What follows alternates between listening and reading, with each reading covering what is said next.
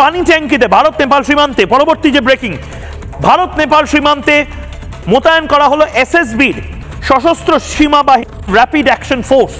নেপাল সেনাবাহিনীর সাথে নিরন্তরভাবে যোগাযোগ চালানো হচ্ছে। পানি ট্যাঙ্কিতে মোতায়েন র্যাপিড অ্যাকশন ফোর্স, বাংলার জন্য অশনি সংকেত।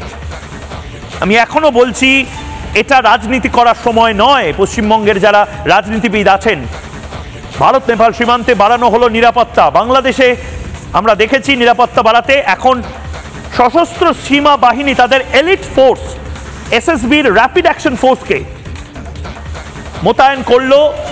এবং শুধু তাই নয়, আমরা রুট মার্চ করতে দেখেছি নেপাল সেনাবাহিনী এবং এসএসবিকে আজ সকালেই।